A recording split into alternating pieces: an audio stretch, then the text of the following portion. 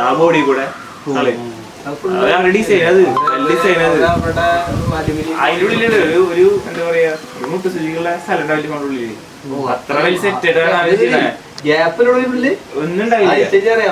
ആ ഫോണിന്റെ ഫിനിഷിംഗ് ഒന്നും എത്ര കാലം കഴിഞ്ഞാലും കംപ്ലീറ്റ് കിട്ടില്ല.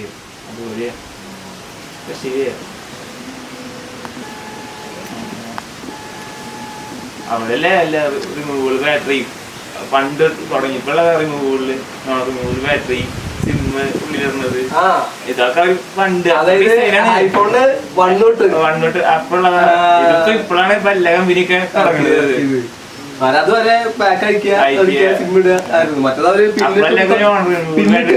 പിന്നിട്ട് കുത്തുന്നത് അവരിറക്കിയതാ.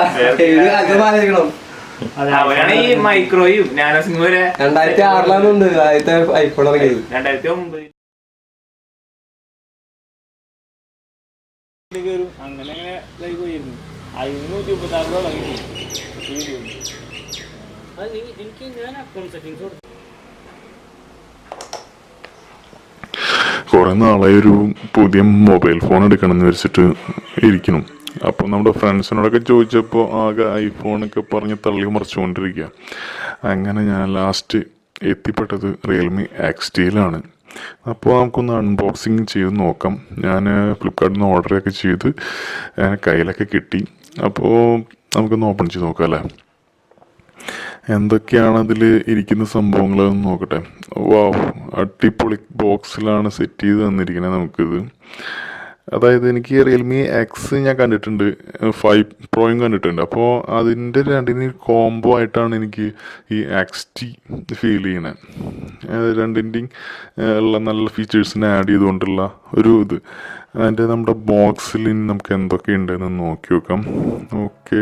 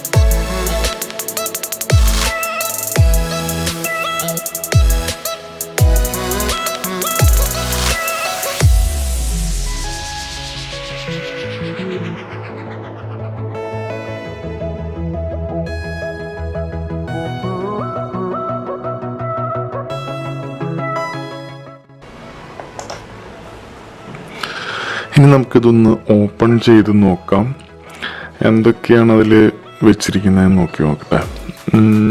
അടിപൊളിയായിട്ട് സെറ്റ് ചെയ്തിട്ട് തന്നിട്ടൊക്കെ ഉണ്ട് കേട്ടോ.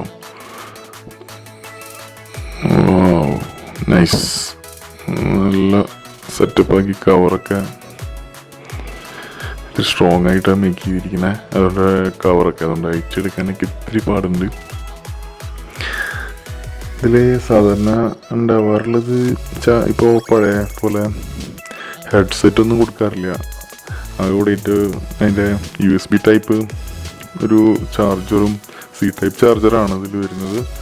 പിന്നെ എൻ്റെ വാറണ്ടി കാർഡ്, ബാക്ക് പൗച്ച്, പിന്നെ ഒരു സിം ഇജക്ട് ടൂള്, അതൊക്കെയാണ്. പിന്നെ ഒരു പ്രൊട്ടക്റ്റീവ് ഫിലിം ഉണ്ടായിരിക്കും ഇതിൻ്റെ സ്ക്രീൻ ഗാർഡ് ആയിട്ട് ഒട്ടിക്കാനായിട്ട്.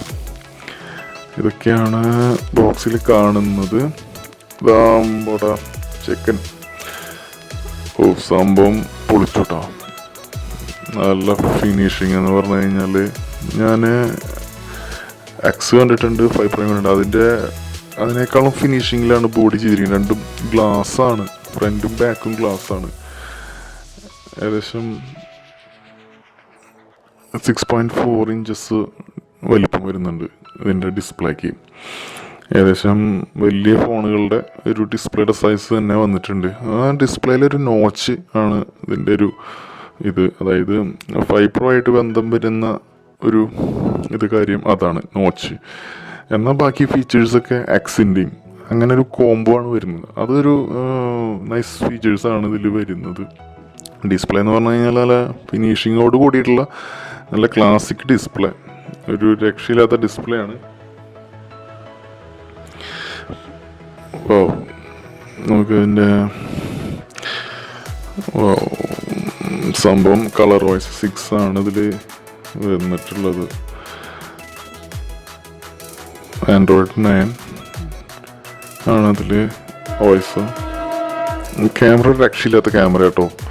കാരണം 1, 2x 5x വരെ ഡിസ്പ്ലേ, അതായത് പിക്ചറിന് യാതൊരു കംപ്ലൈൻറ്റും ഇല്ലാതെ അത്രയും മനോഹരമായിട്ടുള്ള പിക്ചേഴ്സ് നമുക്ക് എടുക്കാം. അതിൻ്റെ മെയിനായിട്ടുള്ളൊരു റിയൽമിയുടെ എക്സിൽ ഞാൻ കണ്ടിട്ടുള്ളതും XT കണ്ടിട്ടുള്ളതുമായിട്ടുള്ള ഒരു പ്രത്യേകത എന്ന് പറഞ്ഞു കഴിഞ്ഞാൽ ഇതിൻ്റെ നൈറ്റ് മോഡ് ഫോട്ടോഗ്രാഫിയാണ്. നൈറ്റ് മോഡിൽ അത്രയും ലൈറ്റ് കുറവുള്ള ഒരു സിറ്റുവേഷനിൽ നമ്മൾ ഇതിൽ എക്സ്പേർട്ട് മോഡിൽ പോവുകയാണെങ്കിൽ അതിൽ നമ്മൾ എക്സ്പോഷറും അതിൻ്റെ ടൈമിംഗ് ഒക്കെ ഒന്ന് അഡ്ജസ്റ്റ് ചെയ്തിട്ട് എടുക്കാനായിട്ട് നോക്കി ശ്രമിച്ചു കഴിഞ്ഞാൽ നിങ്ങൾക്ക് വളരെ മിഡ് നൈറ്റിൽ വളരെ അത്രയും ലൈറ്റ് വെപ്പോട് കൂടിയിട്ടുള്ള ഒരു ഫോട്ടോ നമുക്ക് എടുക്കാൻ അതിൽ സാധിക്കും. അത്രയും മനോഹരമാണ് ഇതിൻ്റെ ഫോട്ടോസ് എടുക്കുന്നത്. ഇതിൻ്റെ മെയിൻ അട്രാക്ഷൻസ് എന്നൊക്കെ എന്ന് പറഞ്ഞു കഴിഞ്ഞാൽ ഇതിൻ്റെ ഡിസ്പ്ലേ ആണ്. ഡിസ്പ്ലേ ഒരു രക്ഷയില്ലാത്ത ഡിസ്പ്ലേ ആണ്. അതായത് 6.4 ഇഞ്ചസ് ഡിസ്പ്ലേയിൽ super AMOLED full HD display ആണ് ഇതിൽ വരുന്നത്. അതുകൊണ്ട് തന്നെ നമുക്ക് ഒരു സാംസങ്ങിൻ്റെ ഹൈ എൻഡ് ഫോണിലൊക്കെ കാണുന്ന ഒരു ഫീച്ചേഴ്സ് നമുക്ക് ആ ഒരു ഡിസ്പ്ലേ ക്വാളിറ്റി നമുക്ക് ഇതിലും കാണാനായിട്ട് സാധിക്കും. മാത്രമല്ല ക്യാമറ എന്ന് പറഞ്ഞു കഴിഞ്ഞാൽ ഫ്രണ്ട് ക്യാമറ 16 മെഗാ പിക്സലിൻ്റെ ഫ്രണ്ട് ക്യാമറയാണ്. അത് നോച്ചിലാണ് വരുന്നത്. എക്സിൻ്റെ പോലെ ഒരു പോപ്പപ്പ് അല്ല. എനിക്ക് പേഴ്സണലി അതാണ് കൂടുതൽ താല്പര്യം തോന്നിയത്. കാരണം വെച്ചാൽ ഒരു മെക്കാനിക്കൽ പാർട്ട് എക്സിനുള്ളത് കൊണ്ട് അത് കംപ്ലൈൻറ്റ് വരാൻ സാധ്യതയുണ്ടോ എന്നുള്ളൊരു പേടി എല്ലാവർക്കും ഉണ്ട്. അതുപോലെ തന്നെ എനിക്കുണ്ട്. അതുകൊണ്ടാണ് ഞാൻ XT സെലക്ട് ചെയ്യാനായിട്ടുള്ള വേറൊരു പ്രത്യേകത. പിന്നെ ബാക്ക് ക്യാമറയിൽ പറയുന്നത് 64 MP 8+2+2 എന്ന് പറഞ്ഞിട്ടുള്ള ഒരു 4 ക്യാമറസിൻ്റെ ഒരു സീരീസാണ്. അതുകൊണ്ട് തന്നെ വളരെ മനോഹരമായിട്ടുള്ള പിക്ചേഴ്സ് നമുക്കതിൽ എടുക്കാനായിട്ട് സാധിക്കും. അതിൽ പ്രധാനപ്പെട്ട നൈറ്റ് മോഡ് ഫോട്ടോഗ്രാഫിയാണ് അതിൽ എനിക്ക് ഇഷ്ടപ്പെട്ടുള്ള സംഭവം. കാരണം വളരെ ലോ ലൈറ്റിലും നമുക്ക് ഒരു ബെസ്റ്റ് ക്വാളിറ്റി പിക്ചേഴ്സ് നമുക്ക് എടുക്കാൻ സാധിക്കുന്നുണ്ട്. പിന്നെ അതിൽ ട്രിപ്പിൾ സ്ലോട്ടാണ് വരുന്നത്. 2 സിമ്മും ഒരു മെമ്മറി കാർഡ് ഇടാനുള്ള ഒരു സ്ലോട്ട് കൂടി അതിൽ വരുന്നുണ്ട്. അത് മാത്രമല്ല നമുക്ക് 256 വരെ നമുക്ക് കാർഡ് യൂസ് ചെയ്യുകയും ചെയ്യാം. അപ്പോൾ ഇനിയിപ്പോൾ എക്സ്ട്രാ മെമ്മറിയുടെ പ്രശ്നം വരുന്നതേ ഇല്ല. അതുപോലെ തന്നെ ഇതിൻ്റെ പ്രോസസ്സർ ഒക്ടാകോർ പ്രോസസ്സറാണ് വരുന്നത്. Qualcomm 712 ആണ് ഇതിൻ്റെ പ്രോസസ്സർ ടൈപ്പ്. അപ്പം 2.3 GHz സ്പീഡുണ്ട്. അപ്പോൾ ഗെയിമിംഗ് ഒന്നും അത്ര വലിയ സ്ലോ ഒന്നും തോന്നുന്നില്ല. നോർമലായിട്ട് പറയുമ്പോൾ ഒരു പ്രൊഫഷണൽ പെർഫോമൻസ് ഫോൺ അല്ലാത്തതുകൊണ്ട് നമുക്ക് ഇത്രയൊക്കെ തന്നെ പ്രതീക്ഷിക്കാൻ സാധിക്കുകയുള്ളൂ.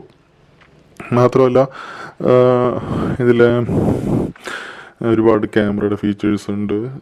പിന്നെ സാധാരണ മറ്റുള്ള ഫോണുകളിലൊക്കെ പോലെ തന്നെയുള്ള എല്ലാതും. പക്ഷേ മെയിനായിട്ട് പറയുകയാണെങ്കിൽ ബഡ്ജറ്റ് ഫോണിൽ ഒതുങ്ങുന്നൊരു ഫോണാണ്. അതുകൊണ്ട് തന്നെ ഇത്രയും ലോ ബഡ്ജറ്റിൽ ഇത്രയും ഫീച്ചേഴ്സ് കൊടുക്കുന്ന മറ്റ് ഫോണുകളെ അപേക്ഷിച്ച് ഇതിൽ ടോപ്പിൽ നിൽക്കുന്ന ഒരു ഫോണായിട്ട് വേണം ഇതിനെ നമുക്ക് കണക്കാക്കാൻ.